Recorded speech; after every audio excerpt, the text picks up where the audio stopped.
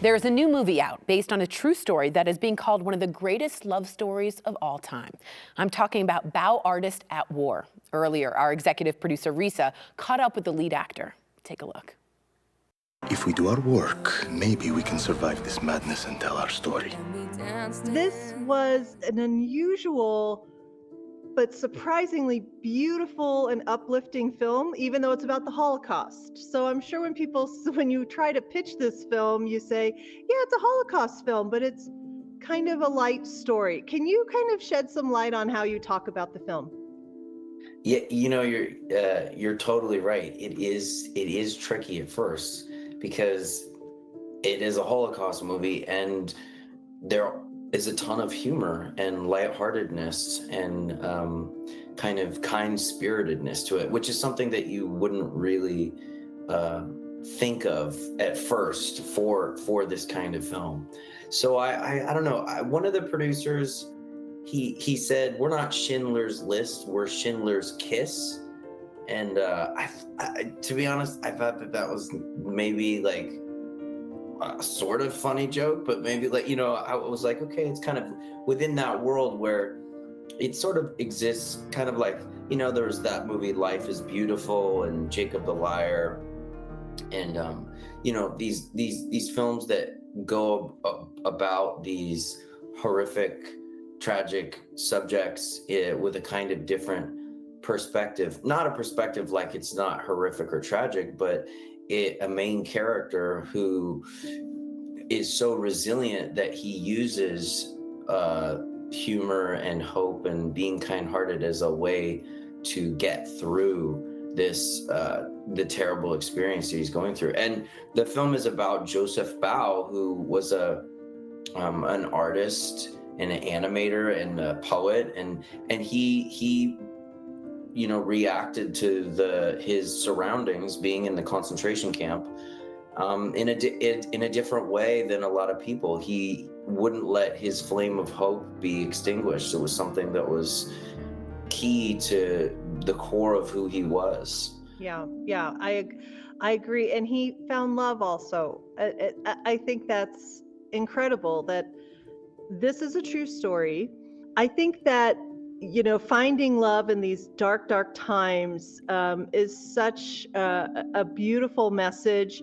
How do you feel you worked with the true story and the actual portrayal on film? Well, I read the book, Dear God, Have You Ever Gone Hungry, which was Joseph Bow's autobiography. And so that informed me, but I also recognized that I couldn't interview Joseph. He's not alive. So there was a certain amount of finding the qualities in Joseph that I recognized in myself and kind of taking a magnifying glass to those qualities, if you would, and bringing those out. Yeah. And one of those things where originally when I was a little kid, even before I wanted to be an actor, I actually was interested in being a cartoonist, drawing. I looked up to guys like Gary Larson and Bill Watterson, who made The Far Side and Calvin and Hobbes. So I would do cartoons in that style. So many. I have books filled with them from when I was like 8 and 9. It's crazy, all this weird humor stuff I was thinking of even back then. I see you. You take care of everybody. But who takes care of you? We do jump through time also in this film. So you're an older version of Joseph and you're reflecting back. There's this facing of your demons at this point. How did that really play into the tension of the character and how you took it to the extreme? Finding who Joseph was as an older man, I kind of, he's this hopeful, idealist character when he's younger, but then I also wanted him to still have those grains of hope when he's older, but also there's a certain jadedness and a certain cynicism that could express itself in his sense of humor in that part of the story. So long way of saying I had to find the get off my lawn guy in me a little bit. Yeah, for sure. For sure. You know, but like when I tapped into that, I was like, yeah, get off my lawn. You know what I mean? How does this work? I'm waiting for the sunshine. Looks like you might have a problem. Maybe you can be my sunshine. In bar lobby, just a wonderful, wonderful actress.